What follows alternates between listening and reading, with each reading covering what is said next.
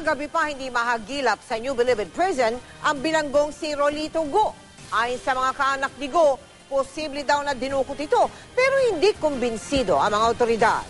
Mula sa New Bilibid Prison sa Muntinlupa, nakatutok live si Chino Gaston. Chino. Mel escape o puga mula sa kulungan ng turing ngayon ng New Bilibid Prisons sa presong si Rolito Go. Ito ay sa kabila ng balitang maaring nadukot ito kasama ng kanyang pamangkin dito mismo sa loob ng NBP compound. Dakong alas 8 daw kagabi huling namataan si Rolito Go sa Ina ng Awa Parish Church sa loob ng NBP compound. Araw-araw nagtatrabaho sa parish si Go bilang bahagi ng kanyang work assignment mula alas 6 ng umaga hanggang alas 8 ng gabi. Dahil itinuturing ng minimum security inmate, pinapayagan si Go na makalabas ng piitan at magtrabaho sa simbahan sa loob ng NBP compound. Pero nang mag-head count daw ang mga preso dakong alas 10 ng gabi kagabi, wala na si Go. Agad tayong nagsagawa ng paghahanap sa kanya dito sa within reservation. Takipag-ugnayan kagad kami sa mga other law enforcement sa labas para makipagtulungan sa mga bagay na naibibigay nila sa amin kung paano mahanap nga itong si Rolito Go. But to no avail, hindi na natin nakita. Palaisipan sa mga taga-NBP ang pagtakas ni Go. Sa susunod na taon kasi nakatakda na itong palayain matapos makulong na mahigit 18 taon. Reclusion perpetua o hanggang 40 taon na pagkabilanggo ang hatol kay Go. Sa record daw ng NBP, June 2013 ang malamang na paglaya ni Go dahil na-serve na nito ang kalahati ng kanyang jail term na 40 years bukod pa sa mga napakita na niyang good conduct sa loob ng NBP. Naisumite na ang rekomendasyon sa paglaya ni Go sa Board of Pardon and Parole. Ang espasyong ito na may sariling lutuan at sarili ring kubo ay ilan lamang sa mga pribilehiyong binibigay ng NBP kay Rolito Go.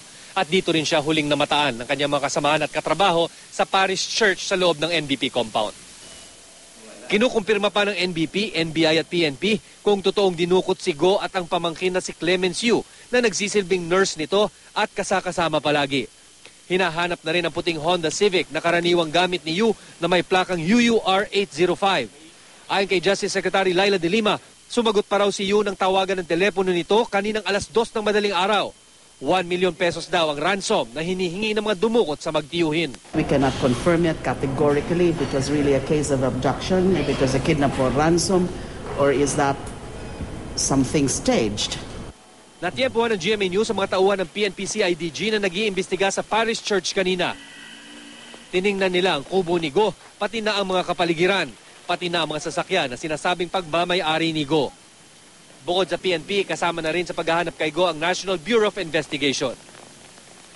Mel, agad namang sinibak sa pwesto ng Bureau of Corrections ang custodial officer ni Go na si Penal Officer Juan Serafim Geronimo, pati na rin ang OIC ng Minimum Security Camp na si Penal Security Officer Gabriel Magan habang patuloy na isinasagawa ang investigasyon. Napag-alaman din natin na hirap ang mga investigador na malaman kung o makumpirma kung magkasama nga magtiyoy na umalis ng NBP compound dahil napag-alaman din natin na wala palang CCTV camera ang NBP sa mismong gate papasok ng NBP compound. Mel.